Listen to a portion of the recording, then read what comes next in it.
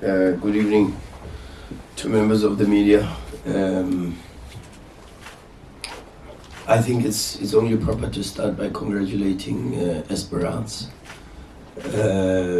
beating us over 2 legs and on both 1-0 scorelines. It reflects for me that they deserve to be in the final, so let me take this opportunity to congratulate them for 2 good results that put them in the final of the Champions League, and I can only wish them well moving forward against Al Ahly. It's a difficult feeling.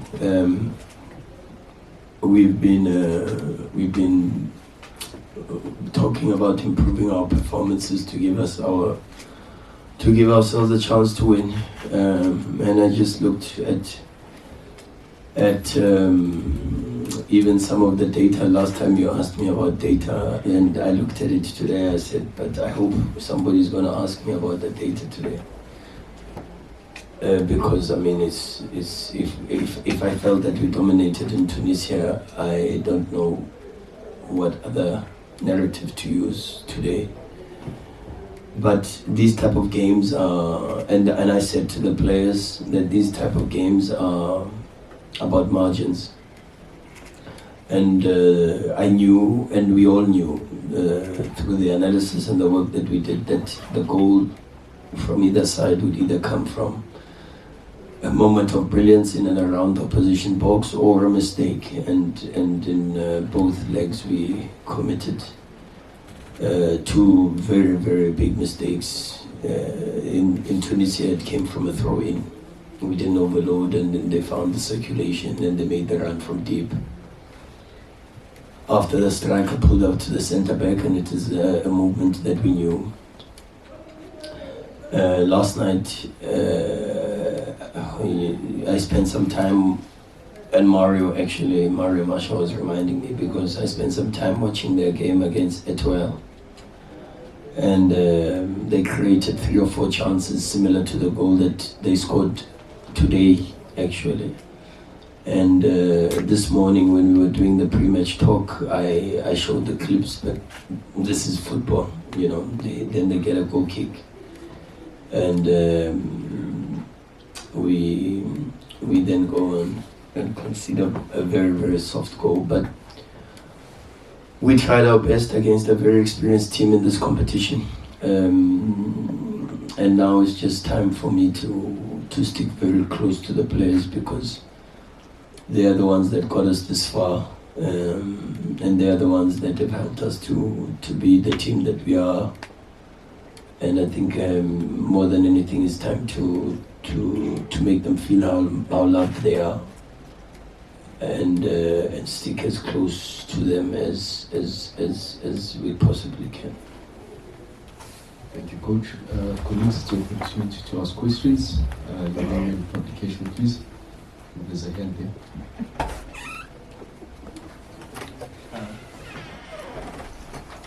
Good morning, Coach. Good morning, sir. Sorry.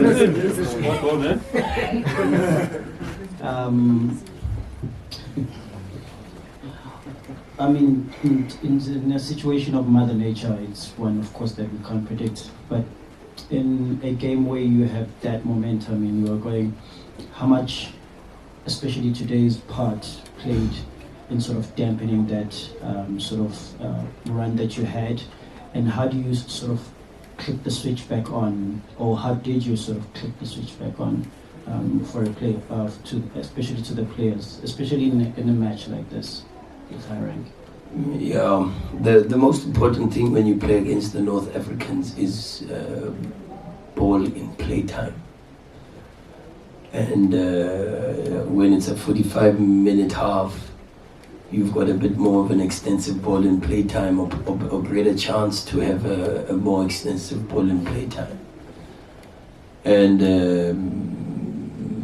then you consider also altitude, because that was something that we knew was in our favor. And altitude is not heat. Many people make the difference between, of course, I think maybe even playing at 3 o'clock would have made a significant difference, and even if it was 1% difference. But we had a lot of things going against us, and that's life, that's football. But now we've got to pick ourselves up. We've got to pick the players up. I'm humbled that the chairman of the club has already addressed the players and tried to pick them up in the change room, because it's a down-spirited change room. You know, the players feel like they gave it their all, and rightfully so, because I thought they were amazing today. I think they ran more, they tried more, they put a lot of volume in and around the box. They created more chances, and you could feel that as it was going, even especially with Modiba's chance that hit the crossbar and then comes back to rebound to Lodge, you then have a feeling that you could play for even another 90 minutes and you probably won't score. Not only because of the maybe sometimes the decision making inside the box and all these things, but also because of the excellence of the keeper. But we did our work. We knew that there are spaces, especially when you play a 4-3-3 like that with 1 6 and 2 8s, and you want to defend in a low block. There are spaces that you can't defend, and I think we exposed those areas very, very well. But we were just not ruthless enough in taking our chances from those areas, and those areas could be maybe from the fullbacks. And you saw how we had possibilities with Divine. Maybe it is in front of the defensive midfielder or on his pockets. And you saw how many balls fell to Marcelo, how many balls fell to Lucas, how many balls fell to Obas. Or maybe it's even spaces behind the defensive line, you know, when there's certain situations arise. But, and you can't, then they struggle to defend those areas. But we just, it was not our day today. But I'm very proud of the players, and I'm very proud to be their coach. I love them, and I'm very proud of their service, of their efforts, and maybe it's an opportunity also to apologize to the Sundowns supporters for a bad result, and a result I'm sure that I hope they feel that we feel it just as badly as they feel it. Thank you, Coach.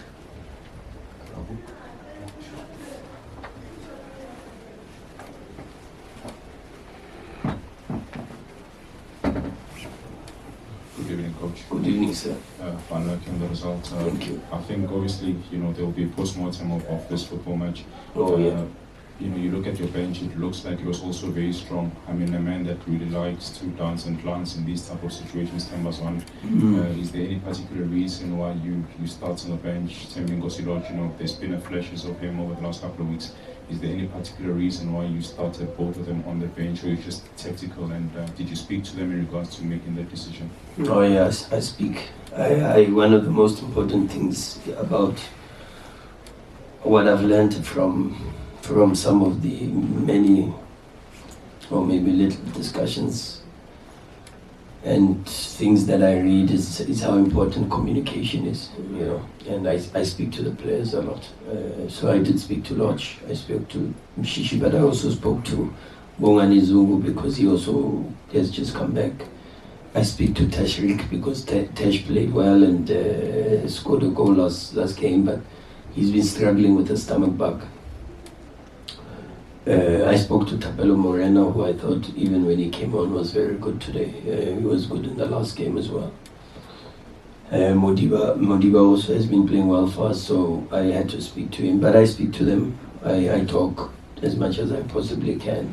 I explain the reasons why. They don't always have to agree with the reasons, but they know that they've got to respect the reasons because I'm the coach and I have to make the decisions.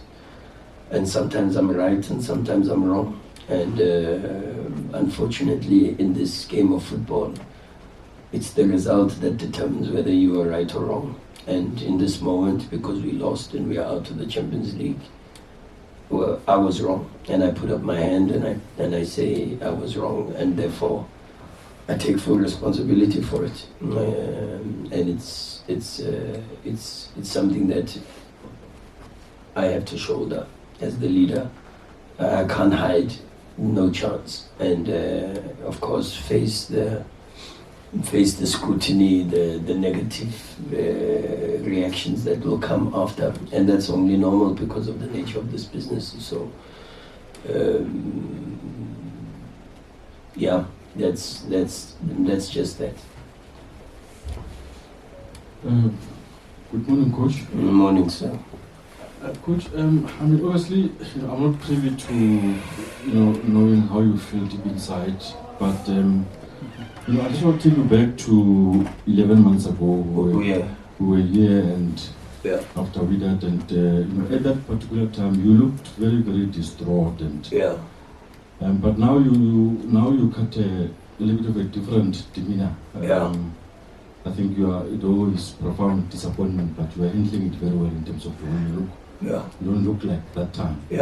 Is it maturity, experience, and also, also I want to ask that, do you still have that drive of saying I want to go back and, ultimately we'll get it right? Well, I've made a promise to the Sundowns fans that we will win it, and I am a man of integrity.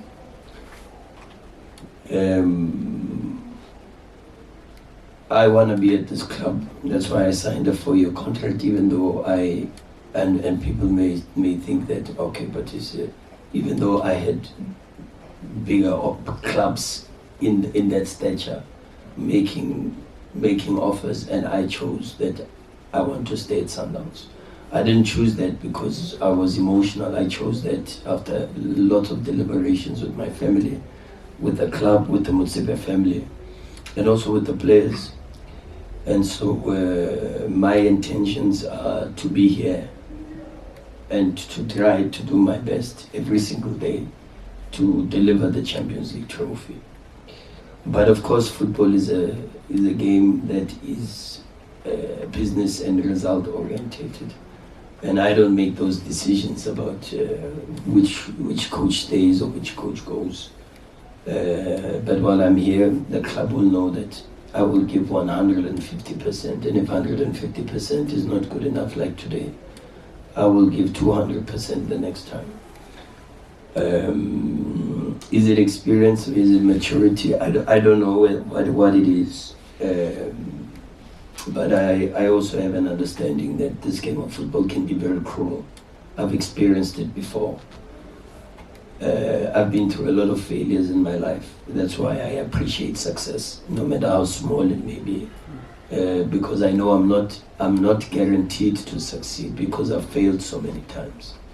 And this is also one of those failures, but it's a failure that I'm prepared to take.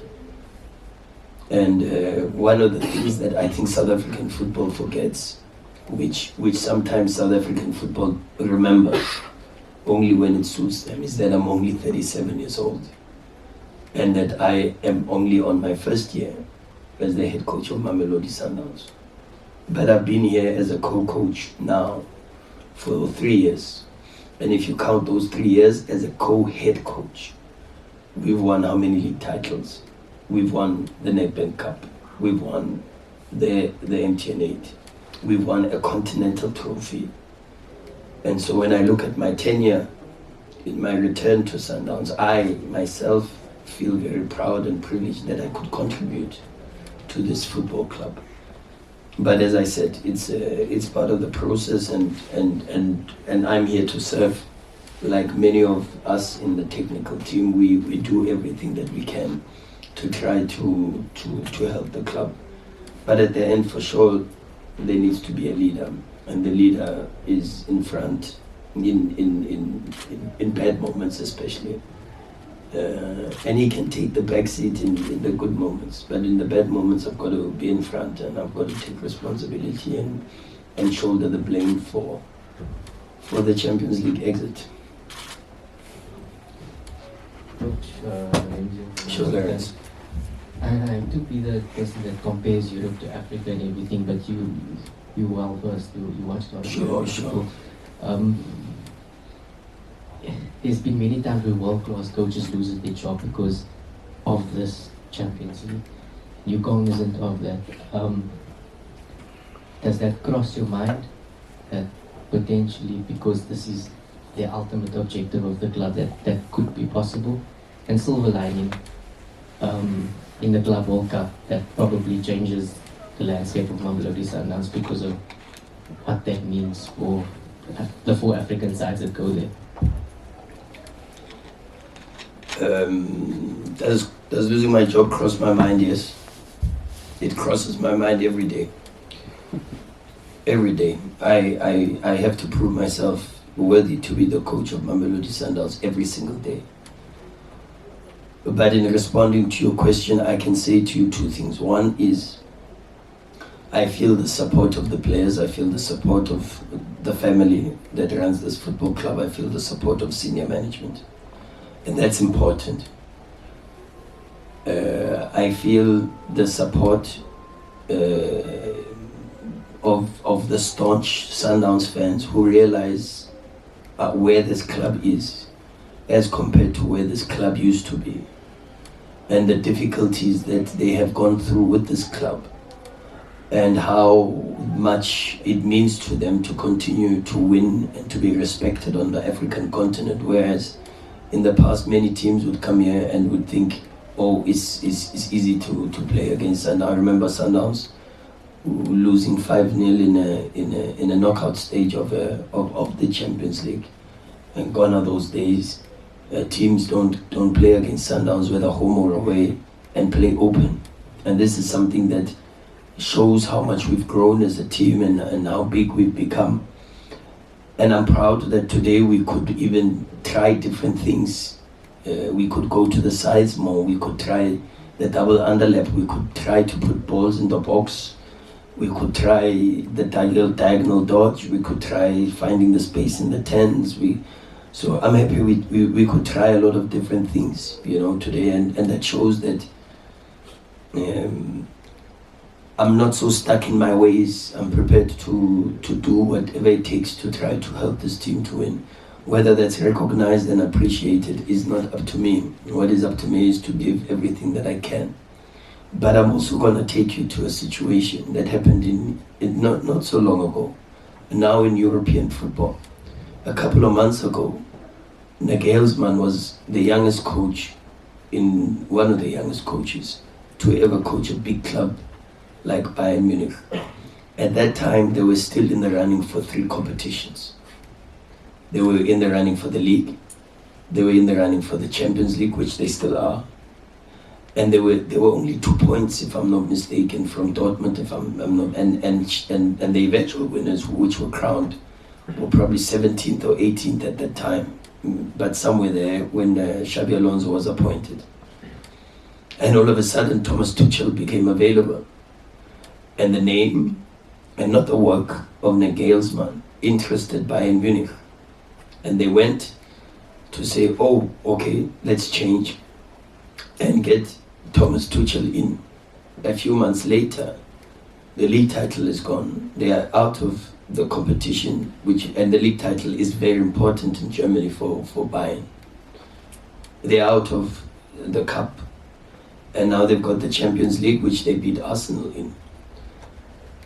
And then you find a situation where now they've made a decision to get rid of Thomas Tuchel, and then made an approach to try to get Nagelsmann back. So sometimes what you have, you don't appreciate as much, and you look for it somewhere else. And only for you to recognize that what you had was actually the best thing. And this is not me talking about myself and my job at the moment, it's me talking about facts. That the teams that have had sustained success are the teams that have consistency in their leadership and in their coaching. And that's a fact. The most successful teams are the teams that say to them, this is our coach. In good moments, we appreciate, and in bad moments, we stick together. You go into history. The best teams, best Liverpool teams at the moment, Jurgen Klopp. people say, but in my opinion, I think he's overachieved because of the level that Manchester City are at. How many times, I think 2 seasons in a row where they lost the league with a number of points where in any other circumstances they would have won the league. They won the Champions League. Because of how many years has he been there? It's the same if you go to Real Madrid. The most successful time was when they had it at Vicente Del Bosque. Stable every single year and going for it. They then had Zidane, stable every single year and going for it. Is Carlo Ancelotti staying and going for it? He could have gone to Brazil, the rumors were saying, but he was staying and going for it. Manchester City, Pep, staying and going for it.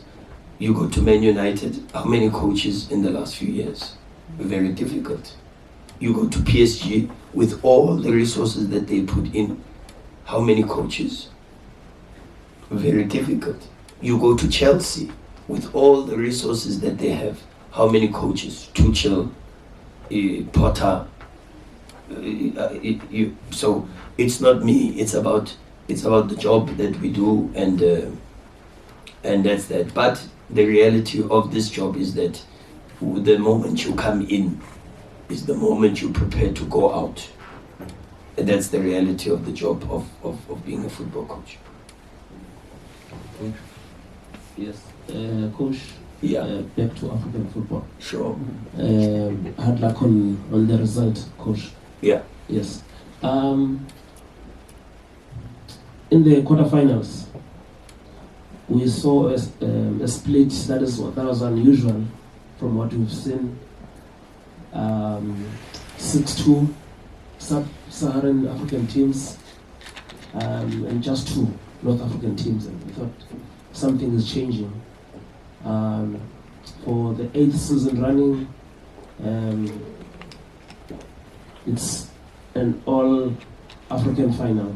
In fact, an all-North African final, I think, in 7 of those 8 seasons. And I think they're only in the last 2 teams to reach the final coming from outside. It's also coming from the PSL. What just do you make of these dynamics, and how do you view this? I'm sure even yourself in the quarterfinals you were saying something. How do you look back in this dominance of North Africa? What is behind it? And is the gap becoming too big between North African teams and Sub-Saharan teams? Not talking more about Sundowns and maybe the PSL, because you're always in the mix. But how do you look at this? Yeah, it's a good question, Davi. But it's so complex. It's not one that you just answer with one answer and everything makes sense.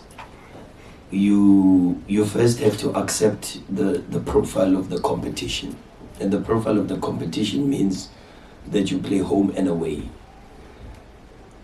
And because there is also the law or the rule which the Europeans have taken out now to try to stimulate the level playing grounds from a technical, tactical perspective in terms of approach of the teams, is the away goals rule. And so in the Champions League in Africa, the away goals rule is so important. But then you find how influential the crowd is in relation to creating the conditions to support the home team and influence maybe a level of intimidation on the away team. And that's important, whether people believe it or not, but it is important. It's a psychological benefit. And if it could give 1% benefit, it is there. If you look at us as Sundowns, for an example, I think our supporters are only now learning how to play the Champions League. You can feel in certain moments how they drive the team, how they drive, but they still are a group that suffers with the team. But if you look at the North African sides, the supporters in difficult moments don't suffer with the team. In fact, they're the ones that give energy to the team to push them. to suffer more, and they enjoy suffering because in South Africa we clap for a chance created or for a skill. In North Africa they clap for a block, for a tackle, for a player that's on the ground bleeding. They clap and they so that type of mentality is one that players feel we can do more of this because this is what makes our people happy. The other thing is the distances in flying. So if you've got more teams qualifying from North Africa, it means you are traveling from sub-Sahara or southern point of Africa to the northern point of Africa. And then it's a little bit less complex if you've got a lot more North African teams where if you are in the group stages, for an example, and that accumulation of fatigue in your travel eventually catches up with you in the semi-finals and in the finals.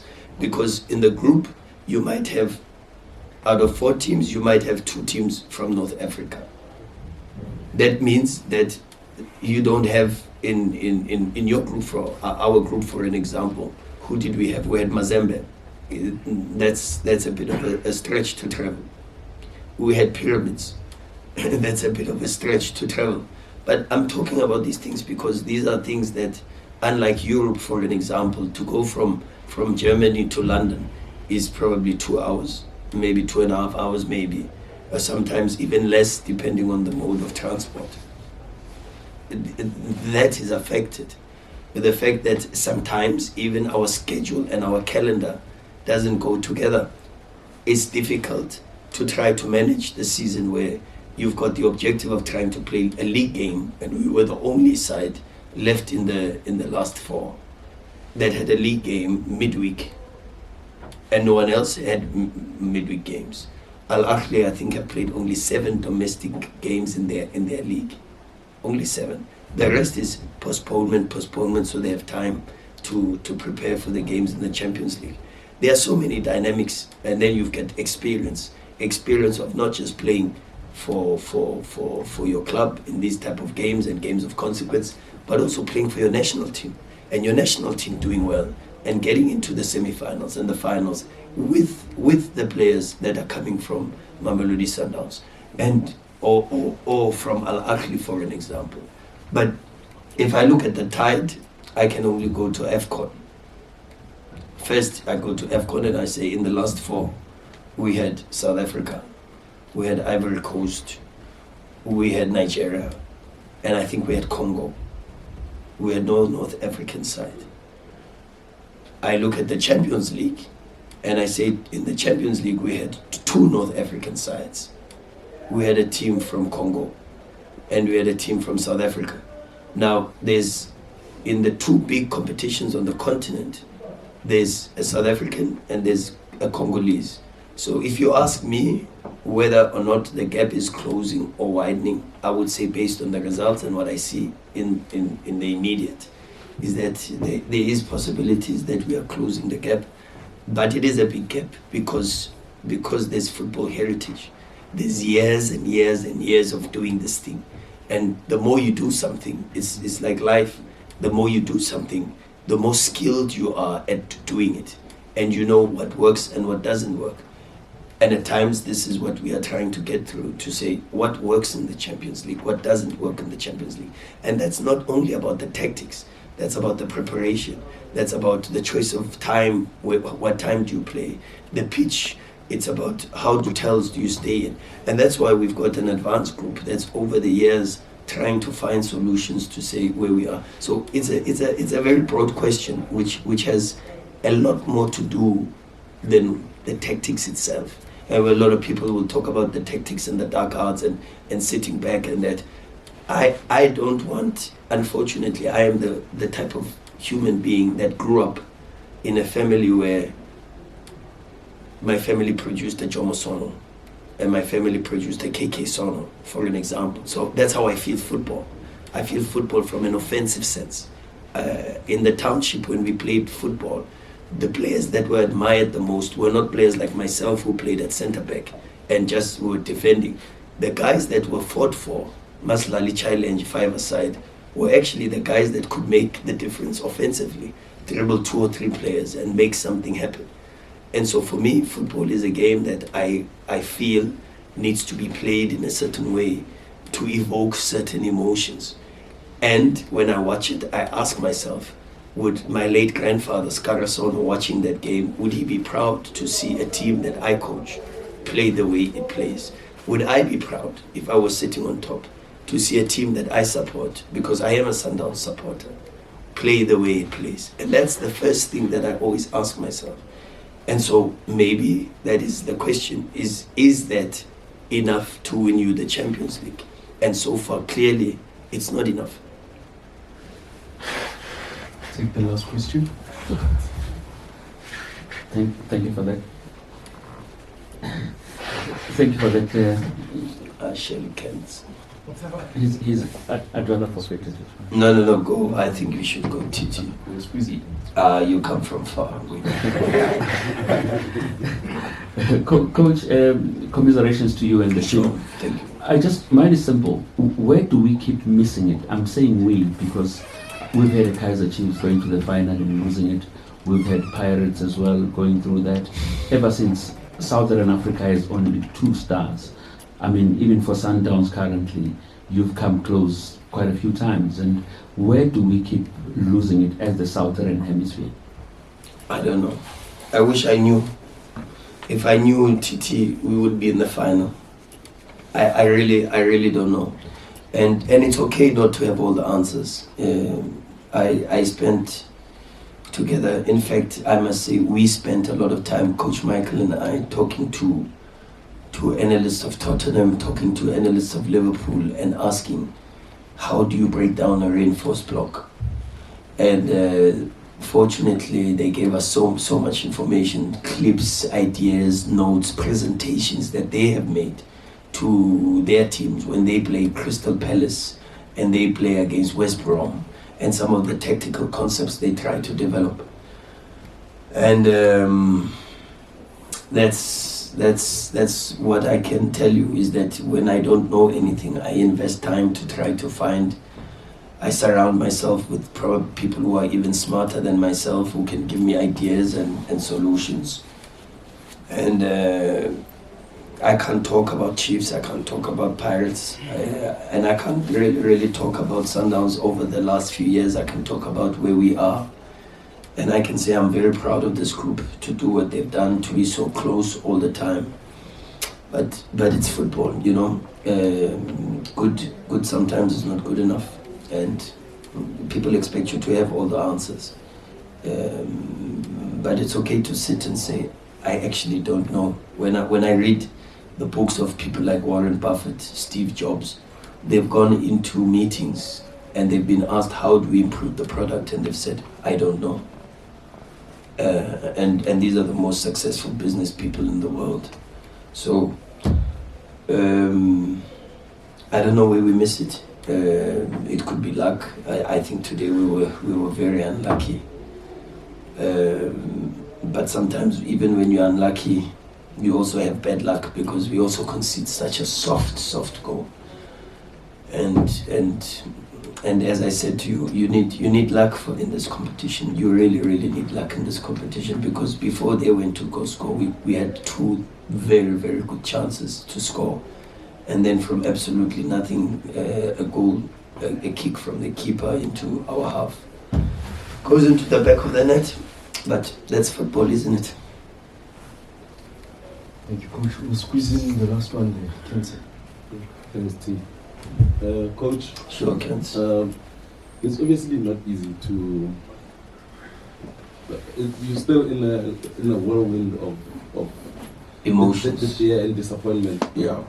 But as soon as you get out of this whirlwind, how are you gonna look at the class? Because I mean, it's half empty because it's back-to-back losses in a semi-final, but it's half full because you have to be in the semi-final to lose it, and being there is also important. What are you zooming in first, on the glass being half full or the empty part of it? I think I've got to fetch the glass first. And I don't see a glass in front of me. That's the problem. Is at this moment in time I am gutted I'm probably less gutted than the players I see in the change room now. They are very low, and rightfully so. They should feel the sadness. It's that we've let not only ourselves down, but we've let the club down. We've also let the supporters down. So it's difficult to say because football is about that. I look at how we play the game. I look at how and holistically. I look at my team holistically. A continental final, a semi-final of 3 of the 4 competitions we have to play, and that's big. When last we achieved that as Sundowns? Club World Cup qualification. Well, a Club World Cup qualification, but you know how it is now, it's bittersweet. I say it's bittersweet because you need to have won the games in the group stages to give yourself a chance to be there. But yeah, as I say to you, I'm not sure how, and I think maybe that responsibility falls on the club because the club needs to look at it and say, is it half full? And if it's half full, there's a positive feeling about the work that the coach is doing with his technical team. And if the club looks at it and says the glass is half empty, there's of course a sense of disappointment and unhappiness with the work that the coach and the technical team is doing. And that's football. You know, we have to take these things. But one thing I can tell you is I am proud of this group. I'm proud of my technical team, and I am proud of myself for the amount of work that we put in and we try to do for this club and serve this club. It's not easy, but we try to do it as best as we possibly can.